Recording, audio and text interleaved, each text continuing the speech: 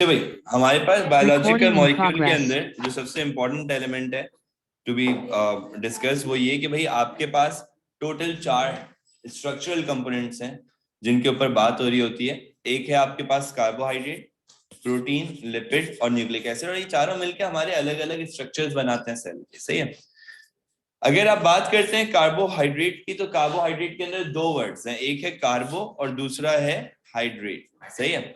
यानी कि कार्बोहाइड्रेट का मतलब होता है हाइड्रेटेड कार्बन्स। हाइड्रेटेड कार्बन्स का मतलब ये है कि आपके पास जितना नंबर ऑफ कार्बन होगा उतना ही नंबर ऑफ वाटर मॉलिक्यूल होगा। जितना नंबर ऑफ कार्बन उतना ही नंबर ऑफ वाटर मॉलिक्यूल पाया जाता है कार्बोहाइड्रेट के अंदर। यानी कि आप इसको ऐसे रिप्रेजेंट कर सकते हैं CnH2O टेकन n टाइम्स।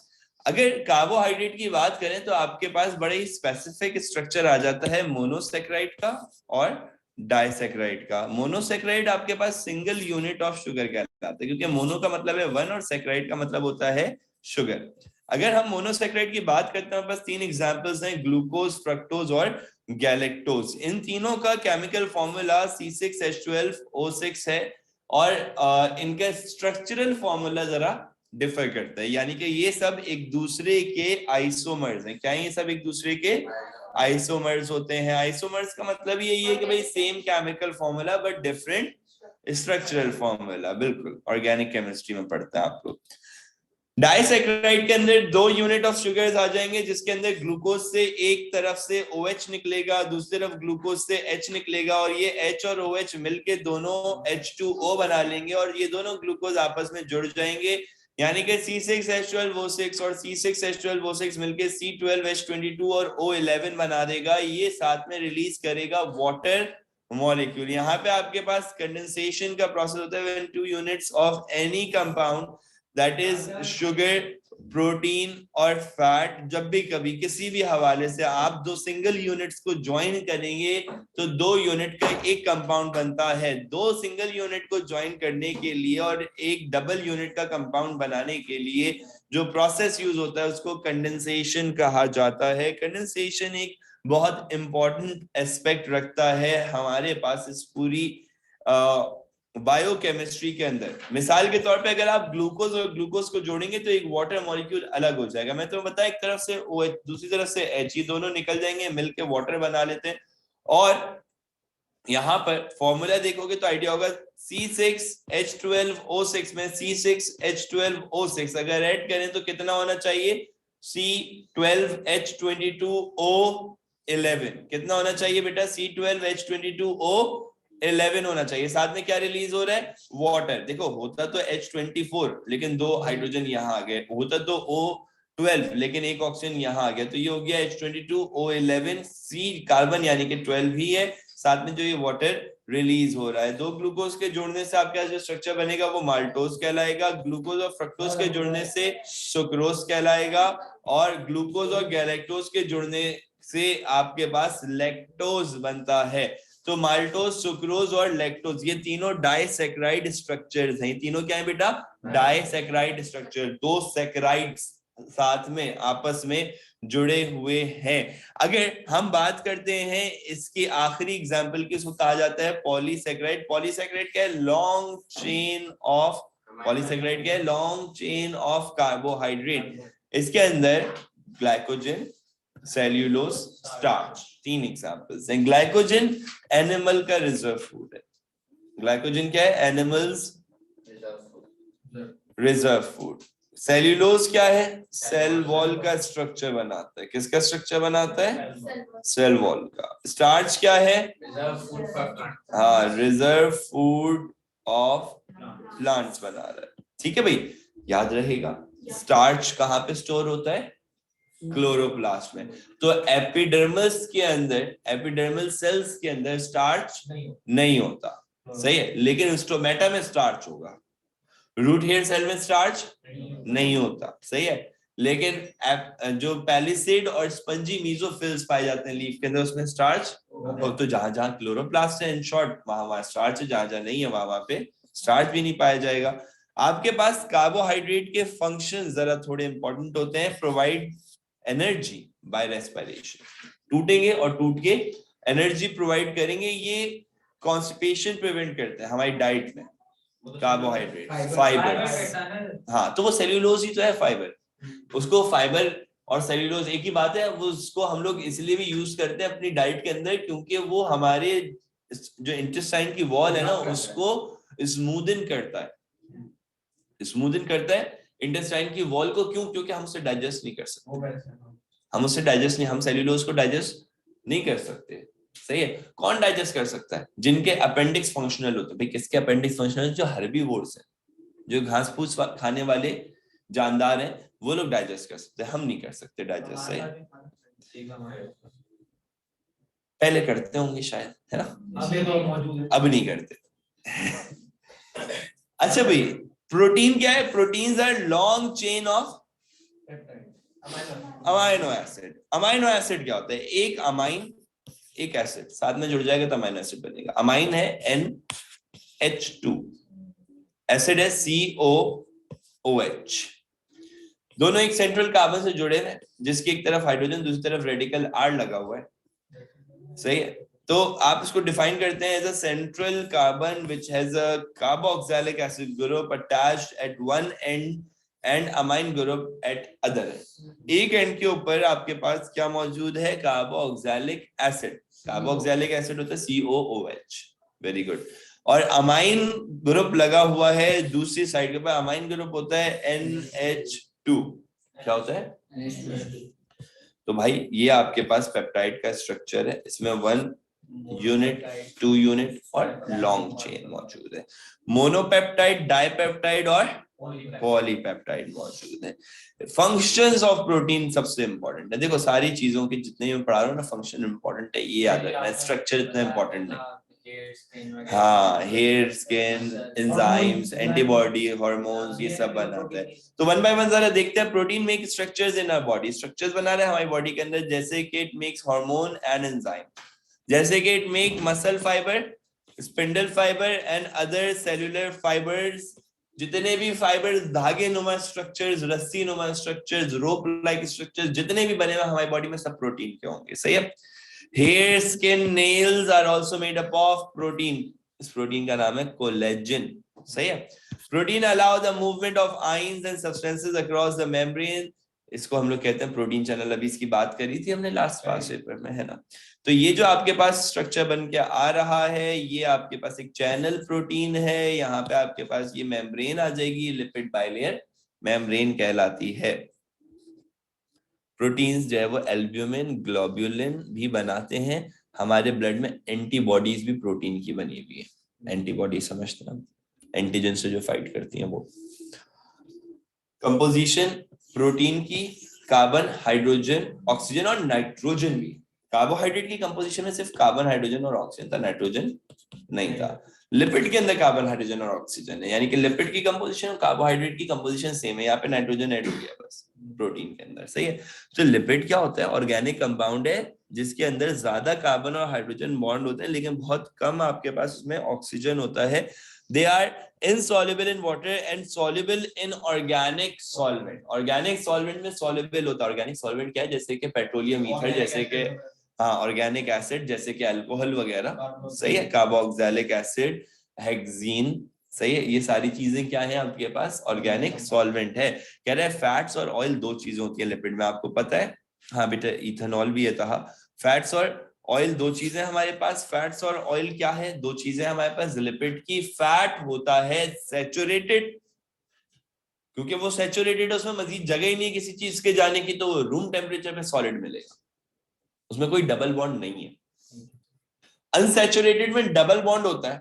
जिसके पास डबल बॉन्ड होगा, देखो भाई, जिसके पास डबल बॉन्ड होगा उसमें आप एक बॉन्ड तोड़ के कोई दो नई अलग चीजें ऐड कर सकते हो। दो बॉन्ड्स हैं, इमेजिन करो, दो बॉन्ड्स हैं, एक बॉन्ड तोड़ा इस बॉन्ड पे और इस बॉन्ड पे दो नई चीजें ऐड कर सकते हो जो तोड़ोगे। सही है। तो जिसके पास डबल बॉन्ड होता है वो होता है अनसैचुरेटेड। कैसा होता है? और रूम टेम्परेचर पे लिक्विड होगा। अब मिसाल ले लो, कोकोनट ऑयल है, रूम टेम्परेचर पे जमा हुआ मिलेगा। Room temperature 25 degree. सही है। 26, 28 डिग्री नहीं, 25 डिग्री। 25 डिग्री सेल्सियस के ऊपर क्या मिलेगा? कोकोनट ऑयल जमा हुआ मिलेगा। सही है। जबकि जो नॉर्मल ऑयल होता है, जो रेगुलर ऑयल होता है आपके पास, वो जमा हुआ नहीं मिलेगा, वो आपको नॉर्मल रेगुलर स्मूथ मिलेगा। दूसरी तरफ आपके पास इसके अंदर देखो एग्जांपल में घी, कोकोनट ऑयल दिया हुआ है, यहाँ पे मस्टर्ड ऑयल आ गया। दूसरी तरफ आपके पास एक कंपोनेंट आता है इसके अंदर ट्राइग्लिसराइड, एक फॉस्फोलिपिड है। फॉस्फोलिपिड में 2 टेल्स होती है, ट्राइग्लिसराइड में 3 टेल। नाम से पता चल रहा है ट्राइग्लिसराइड 3 टेल वाला ग्लिसराइड का स्ट्रक्चर है। ग्लिसरॉल अल्कोहल को कहते हैं। तो अल्कोहल के साथ एक अल्कोहल है ग्लिसरॉल, अल्कोहल के साथ 3 चेन्स फैटी एसिड की जोड़ दी गई हैं। फैट्स का फंक्शन क्या होता है? ये रिजर्वायर है रिजर्व एनर्जी का, इनसॉल्युबल इन वाटर होता है, इंसुलेट करता है हमारी बॉडी को। अच्छा एक मिनट, इनसॉल्युबल इन वाटर होता है, रिजर्वायर हमारी फूड का, हमारी बॉडी के अंदर फूड का रिजर्वायर है। तो ये स्टोर कहाँ पे होता है? मसल्स में। Very good. और इसके अलावा एडिपोज टिश्यूज में। Very good. और इसके अलावा फैट कहाँ स्टोर होता है? और फैट और लिवर में स्टोर होता है। और ऑर्गन्स के सराउंडिंग में भी होता है, हार्ट की सराउंडिंग में मौजूद होगा, किडनी की सराउंडिंग में मौजूद होता है। ठीक है, तो around the vital organs like heart. Exactly क्यों होता है वाइटल ऑर्गन्स के अराउंड? मैकेनिकल सपोर्ट प्रोवाइड कर रहा होता है। ठीक है भाई, so it protects the organ, इसीलिए इसका अगला फंक्शन क्या है? Protects the organ. हमारी एडिपोज टिश्यू में स्टोर हो रहा है, तो एडिपोज टिश्यू में स्टोर होने की वजह से ये हमें स्ट्रेंथ भी प्रोवाइड करता है। एडिपोज टिश्यू स्किन के नीचे मौजूद फैट का टिश्यू होता है। ठीक है, अच्छा अब आपके पास यहाँ पर 3 फैटी एसिड चेन आ रही हैं जो कि बेटा वरीशा मेरे पास से तो स्क्रीन शेयर हुई हुई है, तुम चेक कर लो, अगर तुम्हारे पास नहीं आ रही तो रीज्वाइन कर लो। बाकी सब क्या स्क्रीन आ रही है ऑनलाइन वालों के पास? प्लीज मेंशन कर दो जल्दी से बच्चों। ओके वरीशा तुम प्लीज दोबारा ज्वाइन कर लो।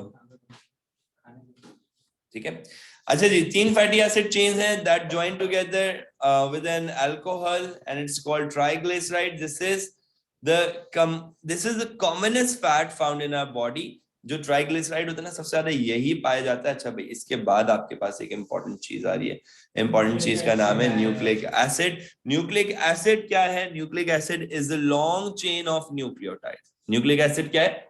Long chain of nucleotide. अच्छा भाई, न्यूक्लिक एसिड कहाँ पाया जाता है? न्यूक्लियस के अंदर ऑब्वियसली पाया जाता है।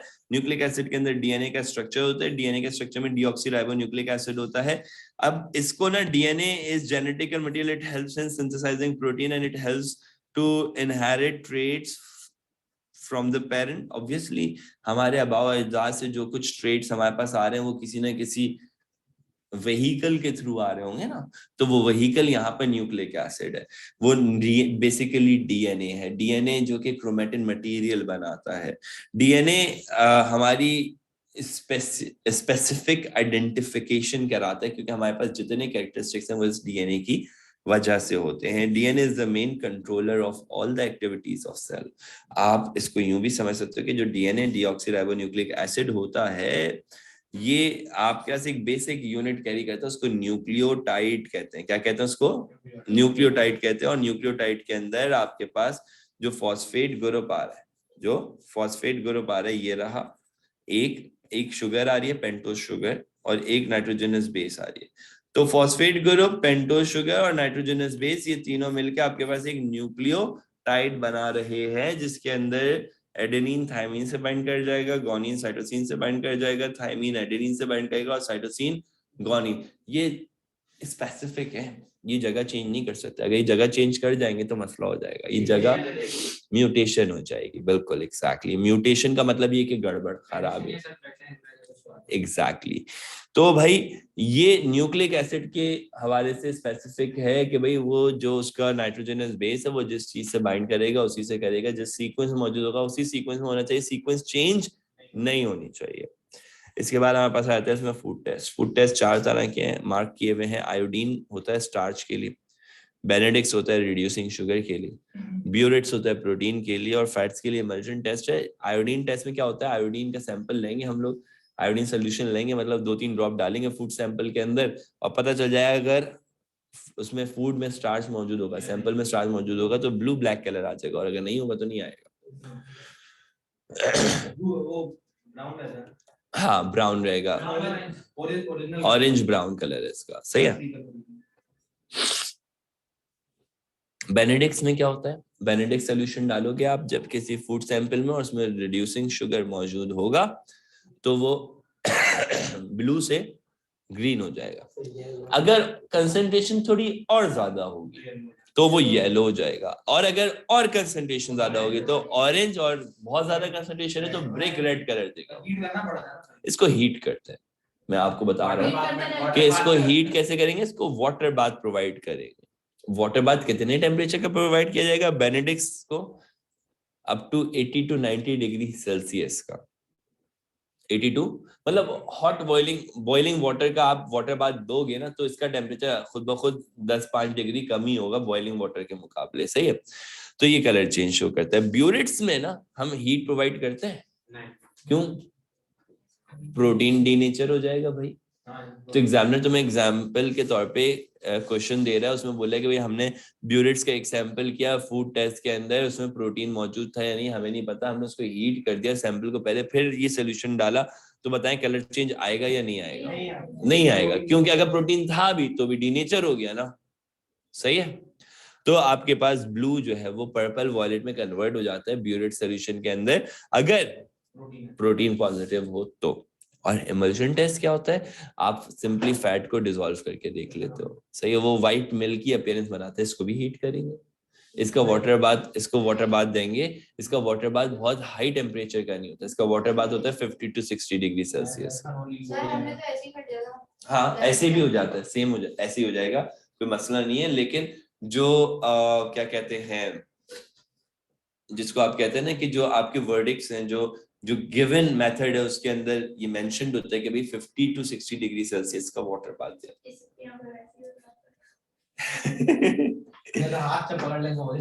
हाँ चले भाई, ये जरा इसके पैटर्न्स बताए मैं, लेकिन आई थिंक सो कि इसके अंदर ऐसा जरूरत नहीं है फूड टेस्ट पर जाने की। हम लोग अगले चैप्टर की तरफ चलेंगे।